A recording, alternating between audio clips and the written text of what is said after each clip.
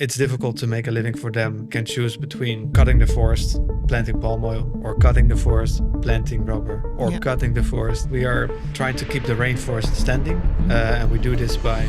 People assume deforestation happens because locals don't care, but that's not actually the truth. Can you tell us a little bit more about that?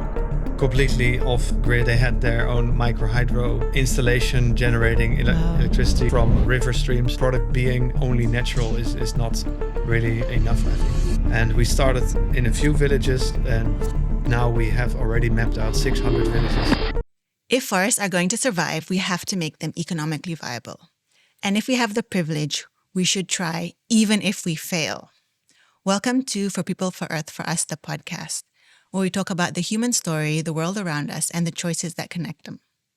I'm here today with DJ, also known as Dirk from ForestWise. Thank you so much for joining us. Thank you for inviting us. How are you today? I'm good, thank you. Yeah, all feeling energized. Yeah? Thank you for coming, and thank you for making the time. I really appreciate it. Yeah, no, you're very welcome. Thanks for the invitation. So I'm going to get straight into it. So take us to the moment this became personal to you. The first time you drove through those palm plantations and it hit you. What did you see and what did it change in you? This was 2013. So and not my first time to Indonesia, but the first time to see orangutan or a conservation project. And we went to a little village called Gurung Mali in West Kalimantan. And we were driving through hours and hours and hours of just only monoculture palm plantation. So just basically one tree. Mm-hmm.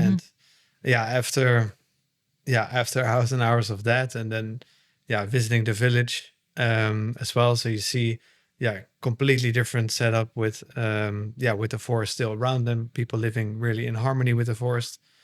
And then driving back again through those hours and hours of plantations, and you think like, this is crazy. It all used to be very like high biodiversity forest, one of the highest biodiversity per hectare, you can say, in the world. It's a real biodiversity hotspot. Mm-hmm. And it's all gone, and for what? So you really realize like, we are destroying this ecosystem, being such an important part of the global ecosystem. And there must be another way. So what did that change inside you? Maybe was that feeling like, okay, there must be another way. And we were already talking to people around the orangutan conservation work and community development work they were doing. So you really then get the full picture and understand like, okay, this is what we have to do. We have to see if there is another way, or can we prove there is another way. What did the communities around that lived closer to the forest teach you? Like, what did you observe as well? Also, like what their situation is, of course, like they have to travel through very difficult roads, breaking their motorbike almost every time they go to the city. So having to spend a lot of money on repairs, or you can only get there with 4-wheel drive cars. It's very expensive cars, with even to purchase them, but then also in the maintenance. It's really challenging conditions for them, and they have to go to the city to get supplies. The children are going to school there. The hospitals are there. So they also don't really have a choice. Of course, as long as things are going well, they can stay in the village and they can provide for themselves. They can grow their own food. But there are these things that any human needs that they have to find in the village. So in the city, I mean. There's no choice for them. They basically, like everyone else, have to make a living.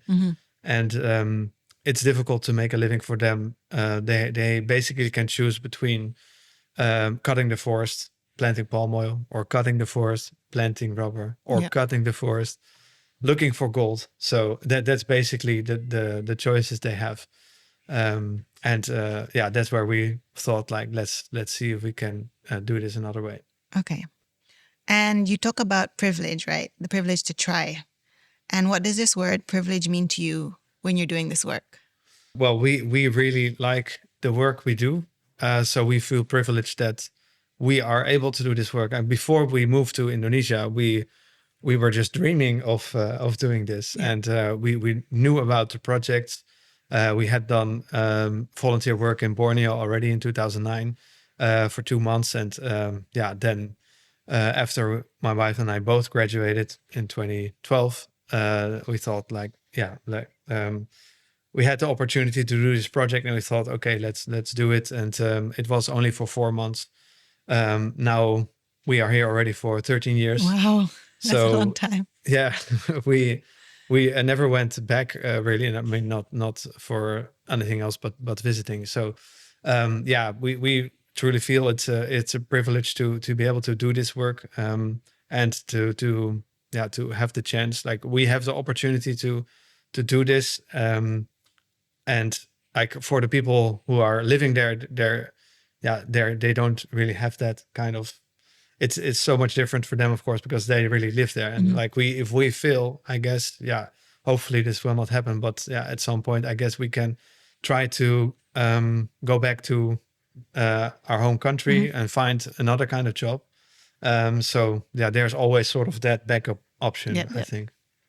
And then you mentioned to your daughter, like, what do you want to be able to tell her one day about what you did with your time? Because you mentioned, like, it's a privilege and you have to try, even if we fail. Can you tell me about that? Yeah, exactly. Yeah. Well, I think, of course, we like the work we're doing. So that, first of all, we don't see it as something, that we sort of that we don't like doing, anyway. So, but also we think, like, we have to try it, and if it turns out, like, if we have this conversation later with our daughter, about maybe, like, if we have the conversation about rainforest and what we have done to try to keep it standing, I think then we'll be happy to explain, like, what we have done, what we have tried, and hopefully everyone else, a lot of people will try to do the same. I think as long as everyone is trying to do the best they can to keep nature as we found it, or even to make it better, then hopefully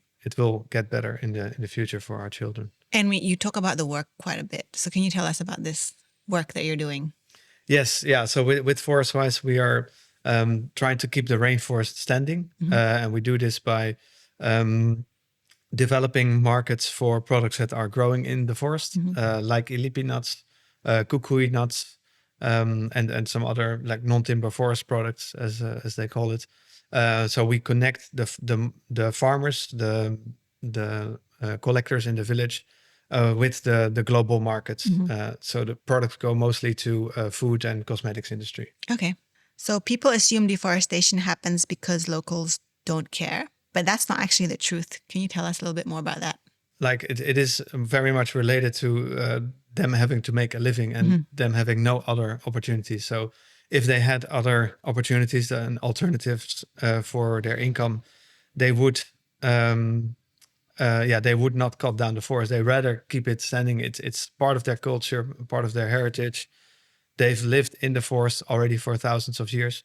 So yes, they really want to keep it standing. They also, when they talk about the plantations, are saying how they are so hot, how they are so, like, dead. There's no life in there. If you walk in those plantations, you will not hear anything. Like, you don't even hear, like, no birds, no crickets. There's just a silence. Wow. If you compare that with the rainforest, like, there's always sounds, and different sounds all through the day, depending on what time you're there.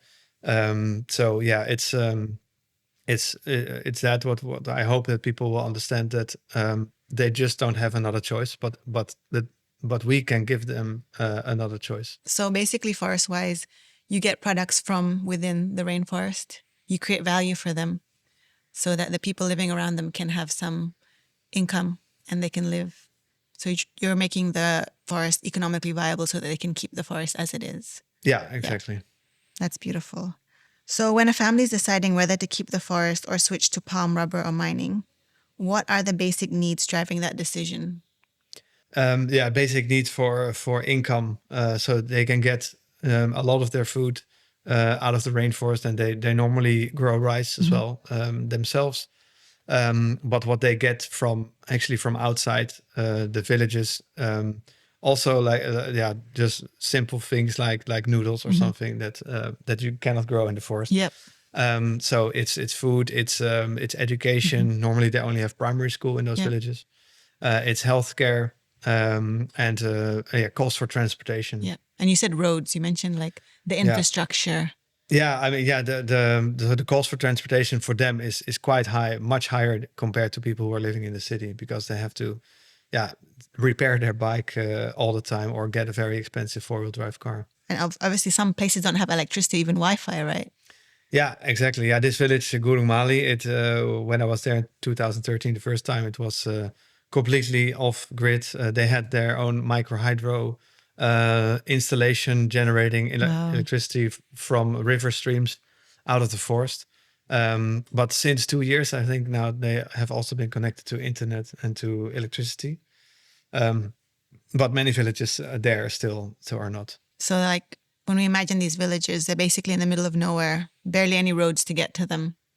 Yeah. And these communities obviously need outside infrastructure like hospitals, higher education, different types of food, electricity, and Wi-Fi. So it makes sense actually that they would, if there's no value in the rainforest as it is, it makes sense for them actually to cut it for palm oil.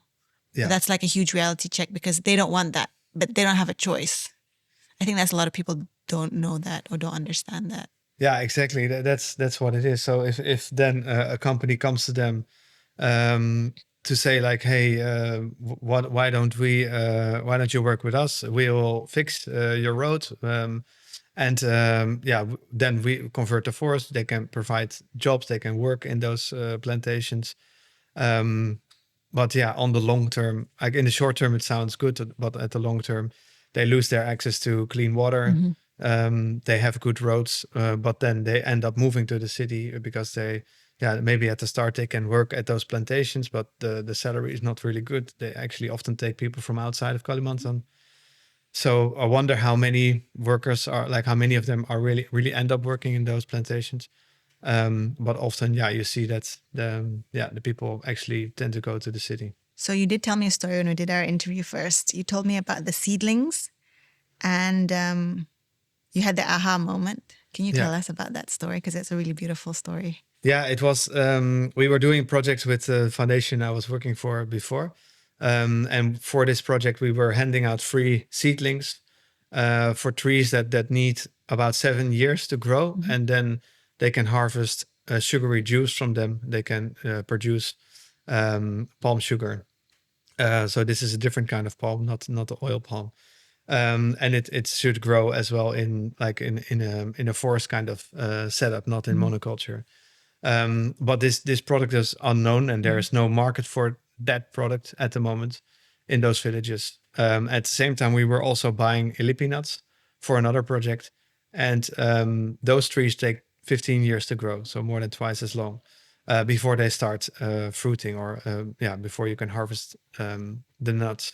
So even though we saw that even though it takes twice as long to plant, it was already an incentive for them to start planting the trees right away.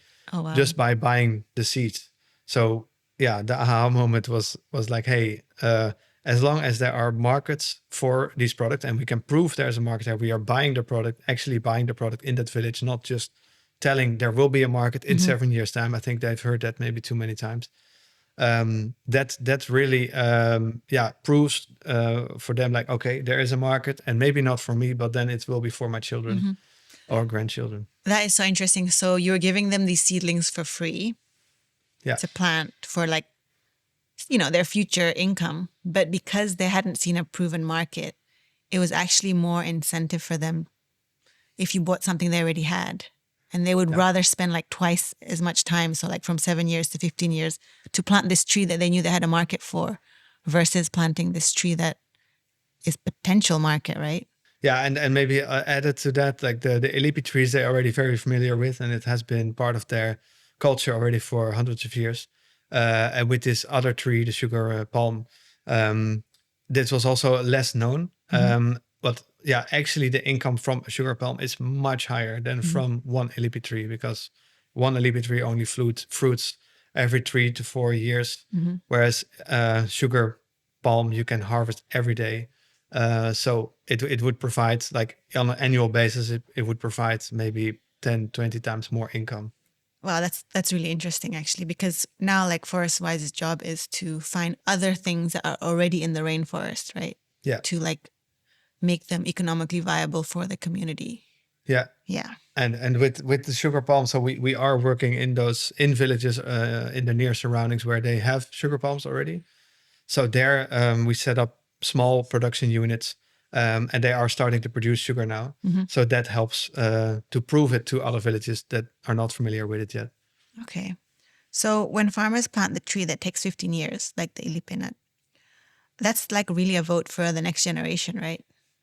It is. So Yeah. what makes them take this leap of faith? If Yeah, anything? I think because they have these trees as well. They have already the trees growing in the backyard. So and those trees have been planted by their ancestors, by their parents and grandfathers, and so yeah, that is, I think, also what they have to give as part of the culture. Like they have to do their job. They also have to plant for the next generations. So that's basically their gift. Exactly. Yeah. Yeah, that's beautiful. I love that story. What does Forest Wise do on the ground to keep the forest standing? So like, you can say we're creating value, but like, what is it that you actually do? Yeah, we do buy the materials from the rainforest. So a lot of our cost is going there, back to the forest in that way. We then also take the products and add value to those products. So we make it into a butter, and we then that butter is refined later in the Netherlands. And that is sold to companies all over the world. Some of the butter is staying in Indonesia, like what we are supplying to you.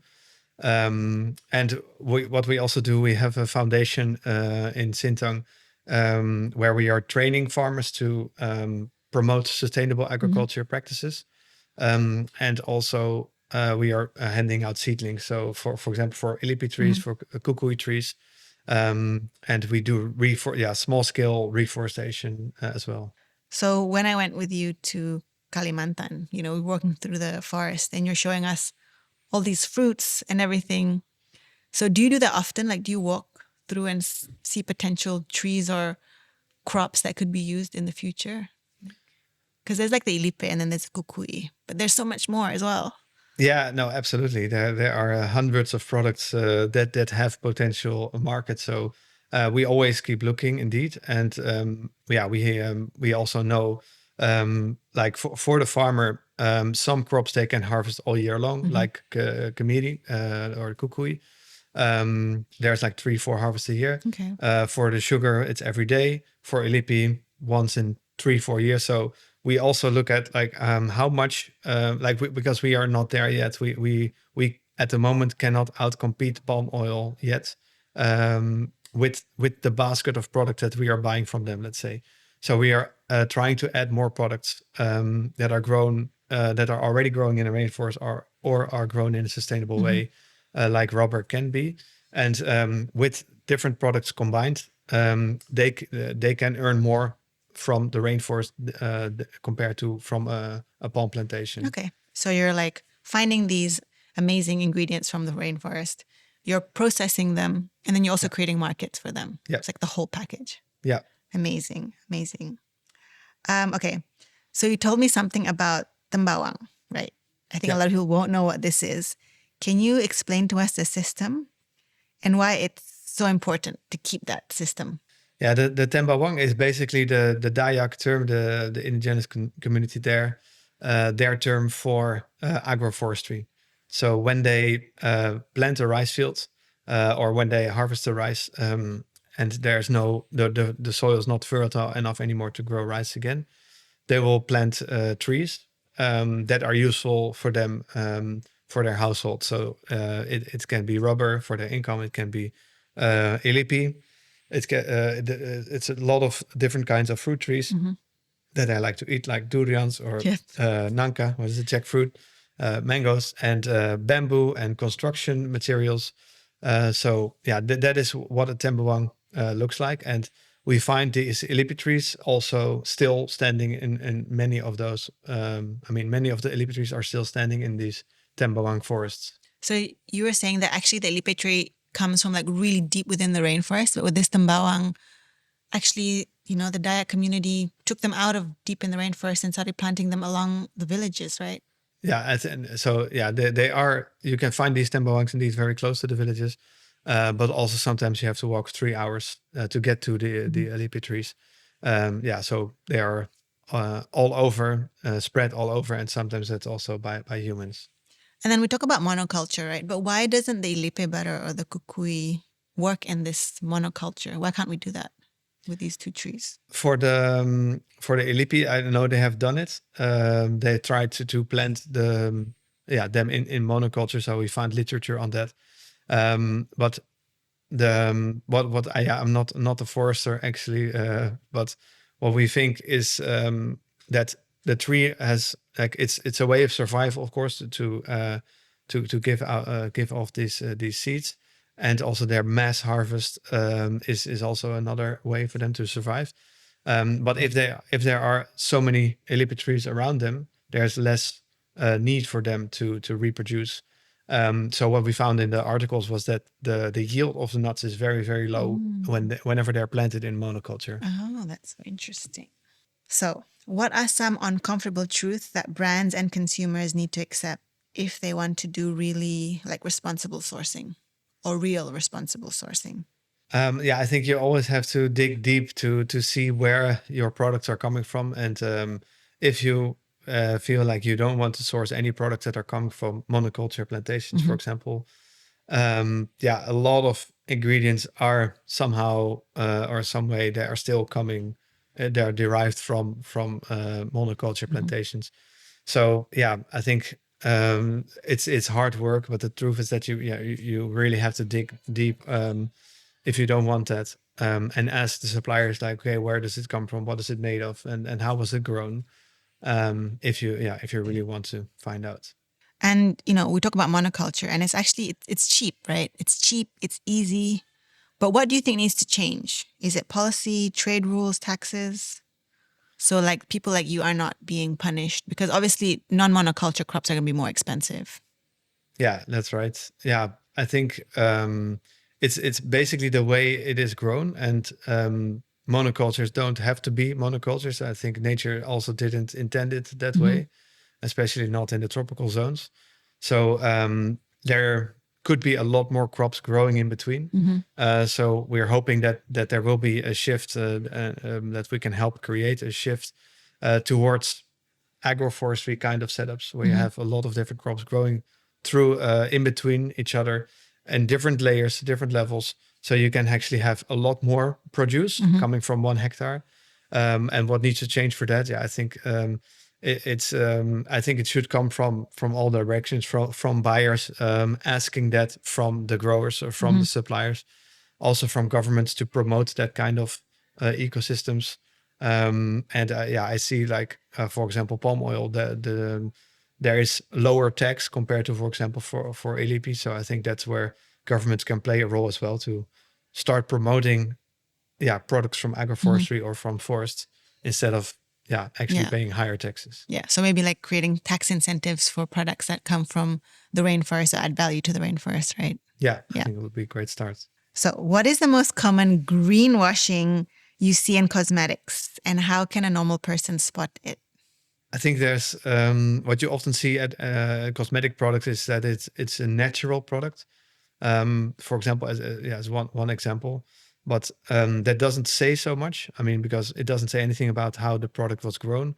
It can still come from deforested areas. Mhm. It can still be using a lot of pesticides or other chemicals to grow those Mhm. crops, and those end up into the water again, and that goes into rivers, goes into oceans. So there's just a product being only natural is not really enough. I think it's maybe already better compared to more synthetic products, but I think you have to dig deeper if you want to support.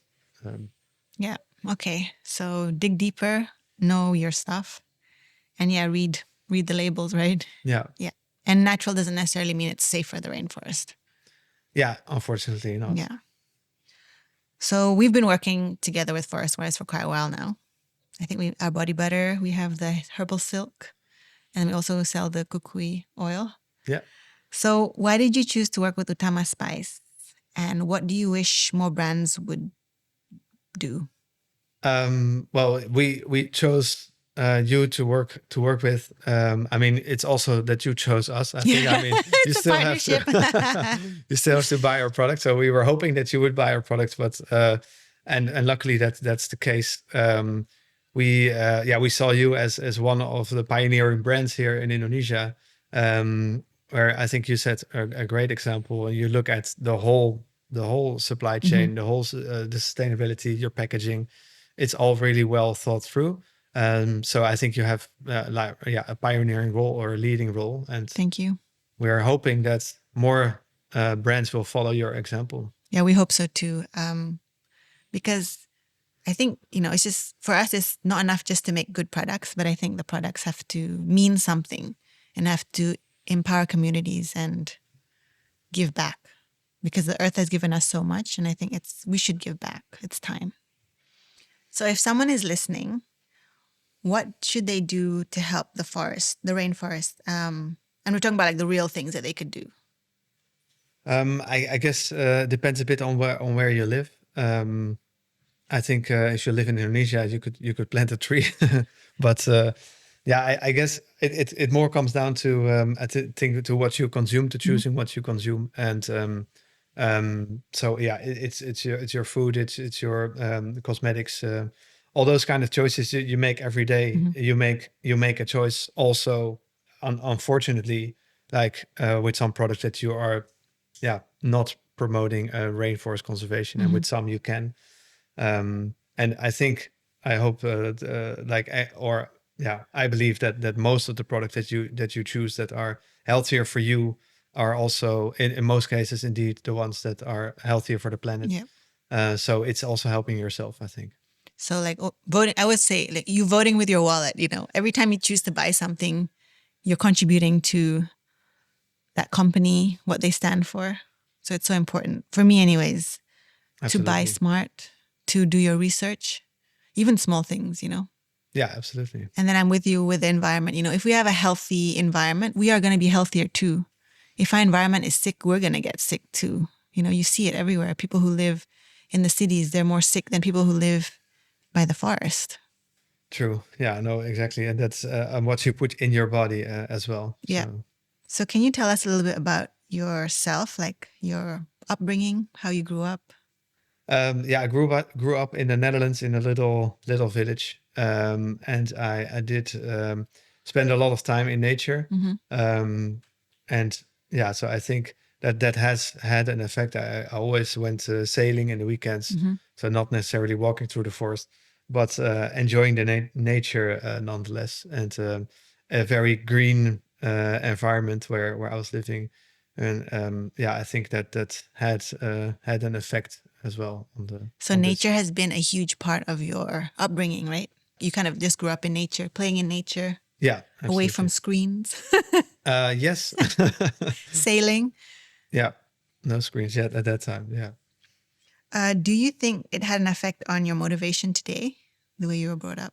Yes, I think it did, because it was also in. I think it reflected in the study I chose and the courses I liked at school as well. So there were always. I think I can look back and see where the choices I made were all also related to environmental conservation, for example, and with the volunteer work we did, for example. So yeah, very happy to do the work that we are doing now.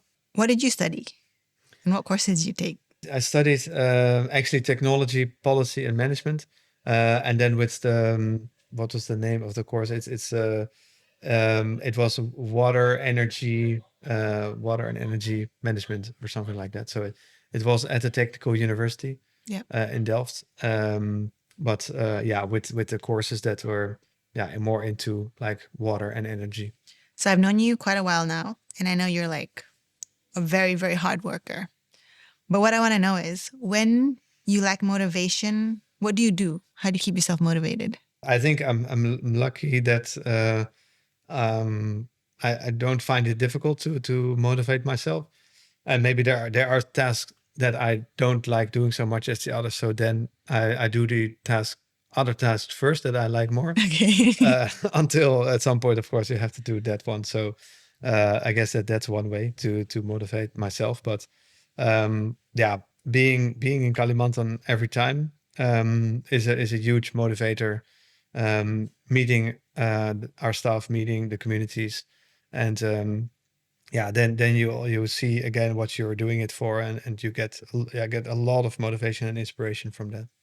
Would you say that the community and the good things that you do motivate you to keep going, and the change that you see in the community? Yeah, absolutely. Yeah, we do go back, of course, now up and down to those communities already for 12 years, 13 years as well. So yeah, I mean, since the start, we arrived in Indonesia. So a lot has changed, and yeah, I think we see that it matters what we are doing. And we started in a few villages, and now we have already mapped out 600 villages that supply the Ilipi nuts, that have Ilipi nuts. And we're sourcing from as many as possible from them, as long as they have the nuts. So I think, that's what we were dreaming at the start, and we were maybe not expecting even to reach it. But we did. And yeah, that's a great motivation as well. That's amazing. And you've been to these villages, like you said, about 13 years back and forth. What is the most significant thing you've seen change? There's positives and negatives. So I think that we've seen that the electricity coming now available in more villages, internet becoming more available, roads getting better overall, I think on average getting better. There are also more plantations still. So yeah, that's also ongoing. And maybe you see like with the internet and with smartphones, you also see in those villages where, yeah, before children were playing with toys they made by themselves, like little trucks, wooden trucks, and now they are playing with smartphones. Yeah, I mean, there, like I said, there are positives and negatives. It also means to have access to education. There are people in those villages who are studying in the village. I mean, they don't have to move to Yogyakarta or Jakarta. Wow. Because they do an online course, and they can graduate online as well. So the cost is much lower. It provides them with opportunities for education. Yeah, so there a lot has changed for sure, and yeah, some good, some bad. So what makes you happy? What makes you happy? Well, yeah, first of all, my family, of course, my daughter, and she's 5 now. So it's really great to see how she's growing up and how she's developing and starting also to maybe develop a love for nature. That's of course what we hope to give to her. So that's what makes me happy most. What also makes me happy is to see that our company is growing and is well received, and we can have long-term relationship with our customers and with other partners. So yeah, we that keeps us motivated to keep doing what we do, and hopefully we can do much more in the years to come. And how do you protect your mental well-being? Is there anything that you do? I do run quite often, so that's my exercise that I do, and I do it now often early morning, and I find that is a really good start of the day, and that I think that helps a lot with my mental well-being. Okay. So advise anyone to do that. I love it. I'm a big runner, so I love that you're running too. I think it's like one of the best forms of meditation, especially if you live in a very high stress environment like we do. Running is so good. So, there's been the recent floodings in Sumatra. What are your thoughts on that? And how much of a factor was deforestation, in your opinion?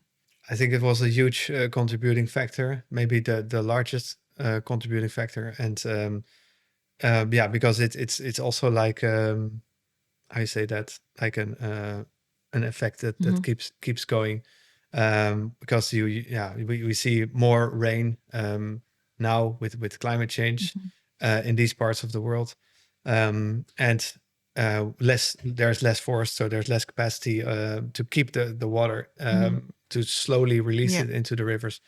So yeah, it's a huge contributing factor. It happened in Kalimantan in 2021, and that was the biggest flood they had ever experienced there. And similar, I think similar, effects what you see in Sumatra now. But I think there's also a really realization of everyone that this is one of the most important factors contributing to that. So we see a lot of good initiatives, around forest protection and bringing the forest back. And I hope that that every time that this happens, that it will be more and more clear that we cannot keep doing what we are doing. Yeah. So a lot of people don't know, like, for example, when we talk about the rainforest, they have such big and deep roots that actually helps absorb the water, right? Versus if we're talking about like the palm or like any monoculture, they simply do not have those roots. So that's why like the water just, when it just comes in such force, right? Yeah, and it's also the use of, for example, of chemicals. So with the use of chemicals on those plantations, the soil becomes very hard. And there's in any case a lot less like biomass on the floor, because they keep the plantations clean. And there's a lot less trees in 1 hectare. So it's only 144 trees for palm oil and about 400 for rubber, compared to over 1,000 for rainforest. So there's a lot less trees to hold that water. And when it starts raining, it just flushes away immediately. It doesn't absorb into the soil as much. Okay, that's really interesting, because some people think trees are trees, but actually it's way more complicated than that. Have you ever had any conflict with any palm oil plantations doing your work? No, we haven't. And I think, I mean, we are also conscious that this is now the one of the things that provides income for people. We are just worried about, of course, even more rainforest to be cut down. And what we are also hoping is that we can open conversations with palm oil companies that to do this in different ways. We have once been visited by an organization that was doing agroforestry in palm. So they combined a lot of different crops. They actually cut some of the palm trees to replace them with other trees. And according to them, 70% of the palm trees in 1 hectare still has the same yield. So you have a lot more space to grow other crops in between. And they don't use any chemicals at all, no fertilizers, no pesticides. So it becomes organic. They showed pictures that the soil health is immediately improving and becoming like black fertile soil again. So we are really like enthusiastic about or hopeful as well about that it's not too late, and hopefully we can work together maybe with those companies to try to bring nature back into those plantations and to improve the soil. Oh, wow. Amazing. That's really good news to hear. So orangutans are a big part of your life. Can you tell us the story? And your wife and you have a beautiful story about orangutans. Yeah, indeed. That's the reason why we ended up here in Indonesia.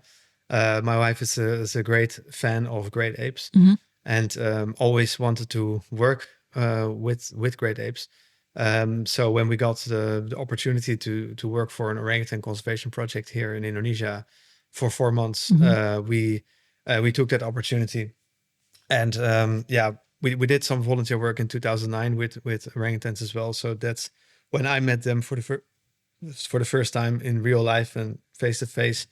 And I also fell in love with them because you can really look into their eyes, and it's very different if you compare it to a cat or a dog, because you really look at another being. And I don't have that with other animals so much, but you really you see that this ape, this orangutan, is thinking and observing, and something is happening. So you really feel like, wow, this is really another human actually that we are looking at. And that is another great motivation, of course, to keep going and to make sure they don't lose their rainforest home.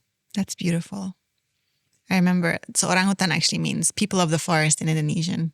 Yeah. And they are people of the forest. There's so much research that's been shown, like them using medicine for wounds, They have culture. Yeah. They have education, what they learn to their children. Yeah, hopefully we can keep them in our lives. Yeah. I hope that if I ever have kids, they are able to meet an orangutan or see them at least in the wild. Absolutely. Yeah. Can't imagine a world without them. Okay. So thank you so much for being with us today. And thank you for your time. You're welcome. Thanks for having us. Yeah. Good.